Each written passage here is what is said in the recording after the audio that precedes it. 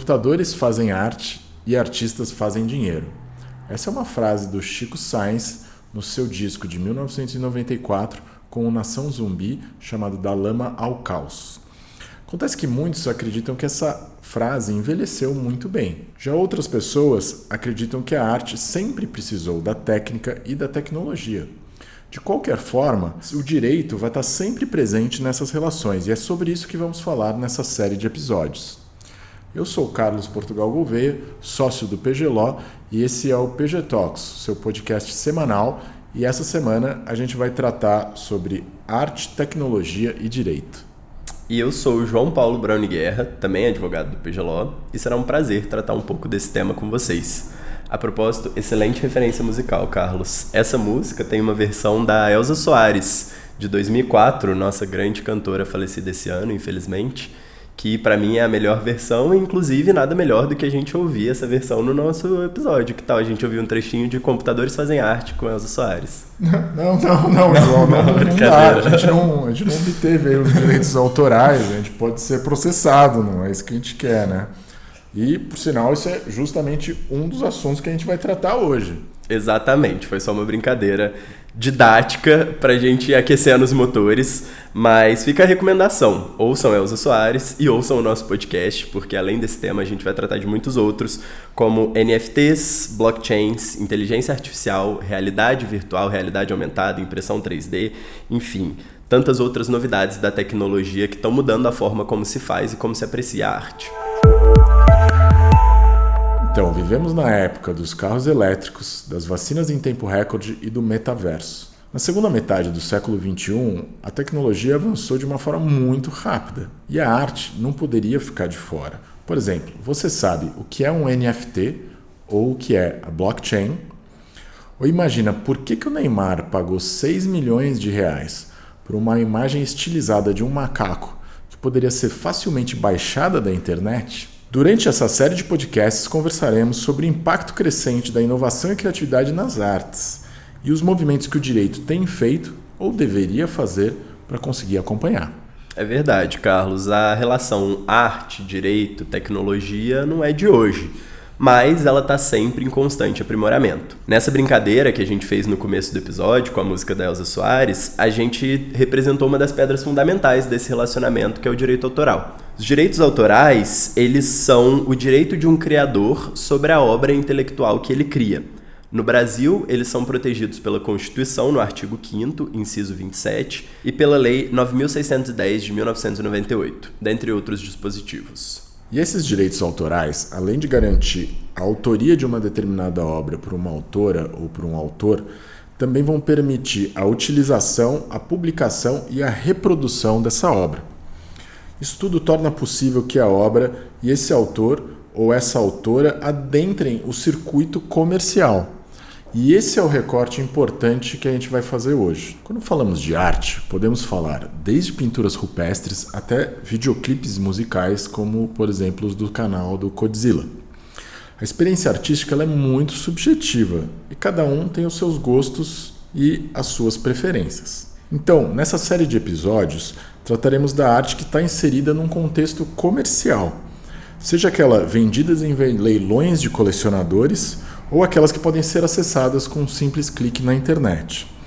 Fazemos esse recorte porque acreditamos que é principalmente nesse nicho que o direito atua, por meio do direito de propriedade, das operações de compra e venda, dos contratos de depósito, dentre tantas outras formas.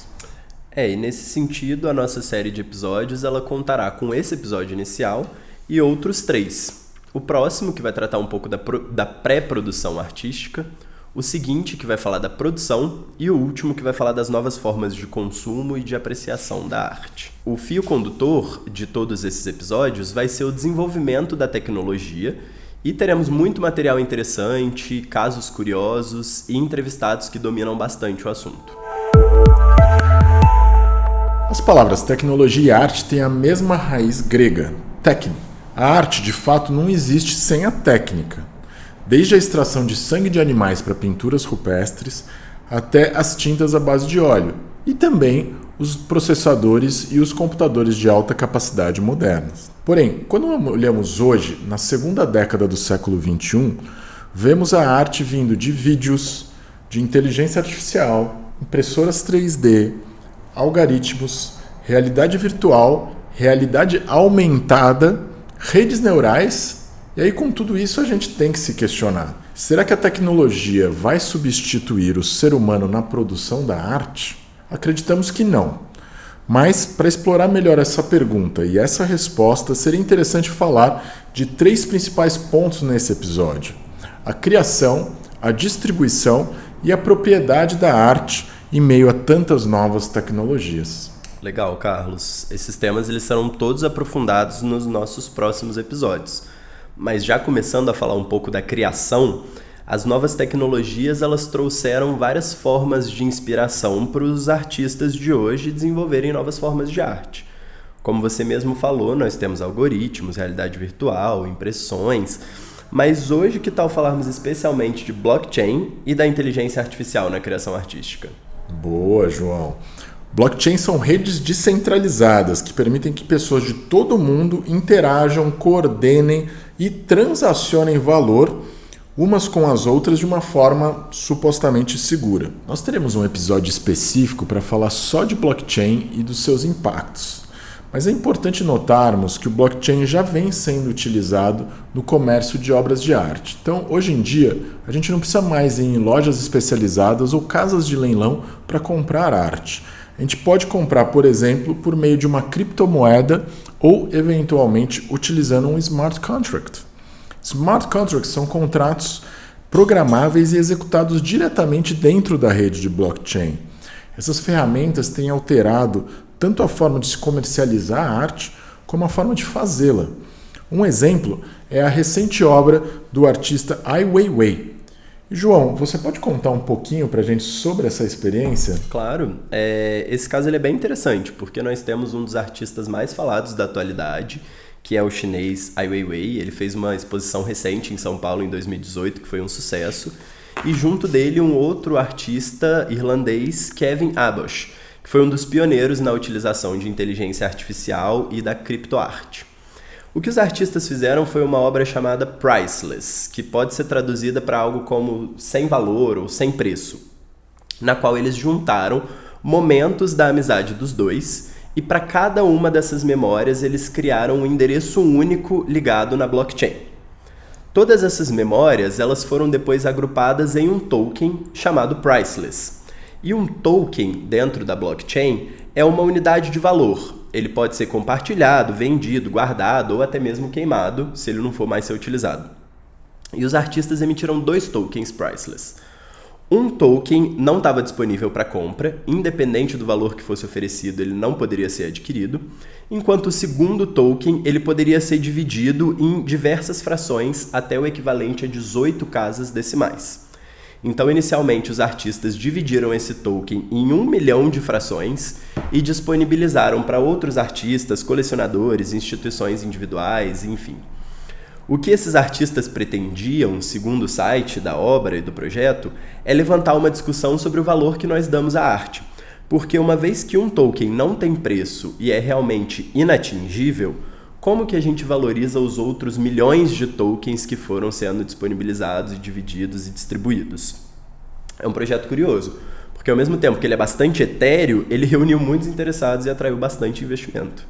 E é interessante pensar justamente como que o direito lida com essas questões, já que algumas transações já são bastante conhecidas, como a compra e venda dos próprios tokens ou o direito de quem as adquire. Mas e, por exemplo, a autoria? Poderíamos falar um direito de autor sobre a criação do token numa rede de blockchain? Ou ainda, quem adquire os tokens estaria também pagando pelos direitos autorais? Essas são algumas questões que vão surgindo e para as quais ainda não temos uma resposta rápida ou fácil. Com certeza. E essas questões de autoria, elas podem ficar ainda mais complexas. Vejamos um outro exemplo da aplicação de tecnologia, só que dessa vez falando de inteligência artificial.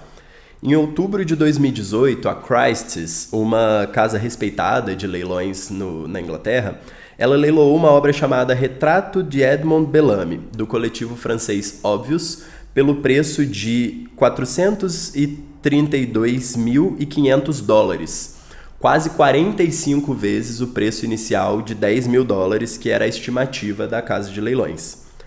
Nada fora do comum para o meio artístico, no entanto, a particularidade dessa obra, que foi extremamente valorizada, é que foi a primeira obra da casa feita 100% por máquinas. Nenhum artista estava envolvido no projeto, na produção, e apenas algoritmos e inteligência artificial que fizeram essa obra. A obra em questão foi criada por um software conhecido como Rede Adversária Generativa, em inglês Generative Adversarial Network, em que duas redes trabalham para gerar a imagem. Enquanto a primeira rede mistura imagens que foram colocadas no seu banco de dados, a outra rede tenta reproduzir o discernimento humano para criar uma imagem plausível. No caso da obra em questão, o Retrato de Edmond Bellamy, o algoritmo analisou cerca de 15 mil imagens produzidas entre o século XIV e o século XX. E aí fica a questão, quem que é o autor? É o algoritmo? É quem operou o algoritmo? É quem criou o algoritmo? É quem colocou as imagens no banco de dados? É difícil ter essa resposta. É uma questão interessante e uma questão da qual o direito vai ter que se apropriar. Os direitos patrimoniais sobre a obra, a meu ver, pertencem ao grupo que a elaborou. Isso parece bastante claro. E, de uma forma conceitual, esse trabalho ele se assemelha aos ready-mades, né, que foram as obras realizadas pelo artista Marcel Duchamp, ainda no século XX, como, por exemplo, a utilização de um urinol de porcelana, na qual o artista colocou um nome, fonte, e expôs em galerias. E aqui a obra de arte não é propriamente o urinol, o artefato, mas é, sim, a própria ação artística do Marcel Duchamp de ir lá, pegar um objeto, né, colocar um nome, expor e assiná-la. Isso é o que faz com que, eventualmente, aquilo possa ser reconhecido como uma obra de arte. É mais uma ação do que o objeto em si. No entanto, poderíamos nos questionar se o direito da inteligência artificial que gerou esse resultado final estaria protegido pela nossa legislação atual de direitos autorais. E não é apenas nesse caso, mas também em outros, como a realidade virtual, a realidade aumentada, as impressões 3D, dentre outros. E esses questionamentos se estendem também às outras áreas, como, por exemplo, a distribuição de arte. De fato, o avanço tecnológico ele tem nos proporcionado diversas novas formas de se acessar a arte. E a pandemia de Covid-19 ela acabou sendo um fator inesperado, mas que fomentou indiretamente esse setor. Em relação a vendas online, por exemplo, uma pesquisa recente da Art Basel, que é uma feira internacional de arte, revela que a participação das vendas online de galerias aumentou de 9% em 2019 para 25% em 2020 e depois abaixou um pouquinho e estabilizou em 20% em 2021. E não apenas isso, né? Todas as formas de interação com a arte acabam sendo afetadas. Esse ano, por exemplo, entre maio e julho, teremos a Bienal de Bucareste, na Romênia, em que, pela primeira vez na história, uma exposição terá curadoria feita 100% por inteligência artificial, por um robô chamado Jarvis, e aqueles que gostam de Avengers vão lembrar desse nome. Por mais simpático que isso possa parecer, a inteligência artificial está inserida em uma cadeia produtiva no mundo artístico, onde empresas e startups começam a se especializar em serviços residuais da produção artística. No âmbito da apreciação de arte, seja através de novas formas de se apreciar e adquirir obras de arte, como também de se exportar e transportar, há aplicativos como o Quelify, que através de algoritmos analisa obras de arte e indica o seu potencial comercial futuro, realizando o trabalho que antes era de um analista de arte. Na outra ponta, empresas como a Arta especializaram-se na logística de bens de alto valor, de forma completamente automatizada. É realmente toda uma cadeia produtiva que se forma, né? E o consumo depende justamente da noção de propriedade desses bens, que é o nosso terceiro e último ponto de hoje. Sobre as novas formas de propriedade das obras artísticas, seremos um pouco mais sucintos, porque teremos um episódio especial sobre isso. Porém, não poderíamos deixar de falar, ainda que brevemente, sobre as NFTs, um dos assuntos do momento. É verdade. As NFTs, Non-Fungible Tokens, que em uma tradução literal poderiam ser tokens não fungíveis, são ativos criptográficos inseridos na rede de blockchain mas com alguns códigos de identificação exclusivos e metadados que fazem com que eles possam ser diferenciados de outros ativos. São como os tokens que falamos um pouquinho mais cedo, no projeto do artista Ai Weiwei e Kevin Ebosch. As NFTs, ao contrário das criptomoedas, não podem ser negociadas ou trocadas em equivalências, pois cada um vai ter um valor único. As NFTs, a ideia delas no mundo da arte é um fenômeno recente, começou em 2017, mas tem rapidamente se alastrado desde então. Porque faltava para a arte, principalmente a arte criada virtualmente, uma materialidade que permitisse que ela tivesse um proprietário, ou que permitisse que ela tivesse posse. A arte virtual agora, ela pode estar ligado a esse token, a essa NFT, e o proprietário da NFT será o proprietário da arte virtual. Então a gente pode considerar a NFT como uma espécie de uma versão digital de um certificado de autenticidade. É como se ela fosse um cartório nas blockchains. E com a NFT você pode, por exemplo, comprar o seu meme favorito na internet ou um vídeo no YouTube que você gosta. E por meio dos NFTs também é possível realizar a compra fracionada de uma obra de arte, o que não era tão comum no passado. Como falamos anteriormente, os tokens podem ser quebrados em pequenos pedaços, de forma que seria possível comprar uma fração de uma NFT. E, por exemplo, ser proprietário de apenas uma parte de uma obra de arte. Plataformas específicas já estão sendo desenvolvidas para permitir um mercado dessas frações de NFTs de arte, como por exemplo o Mecenas.co, uma espécie de galeria de arte em que você pode comprar então a sua parte de obra de arte por meio de uma fração de NFT. E alguns casos eles são bastante midiáticos, como que você citou do Neymar, que pagou em torno de 6 milhões na NFT estilizada de um desenho de um macaco. Mas o fenômeno não é nem de longe algo isolado. A venda de NFTs de obras de arte e itens colecionáveis saltou de 4,6 milhões em 2019 para 11,1 bilhões em 2021, segundo o já mencionado estudo da Art Basel. Talvez hoje o Chico Science mudaria a frase para dizer que computadores fazem arte e dinheiro. Os números realmente impressionam. E a verdade é que as NFTs fazem introduzir a escassez no mercado virtual, o que até então não existia dessa forma.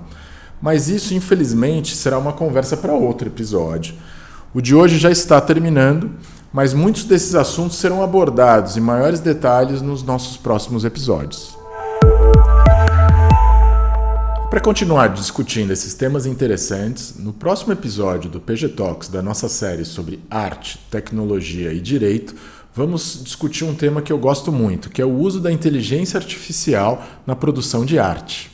E se você gostou do nosso podcast, não deixa de seguir o canal do PGLaw no YouTube e o nosso Facebook, LinkedIn, Instagram, onde você encontra a gente como PGLaw, PGLAW. E fique à vontade para entrar em contato conosco por meio do e-mail info@pglaw.com.br e nos mandar as críticas, sugestões e, eventualmente, quaisquer outros comentários que vocês queiram apresentar para a gente. Afinal de contas, o PG Talks é também uma experiência de colaboração. E, nesse sentido, muito obrigado e até o próximo episódio.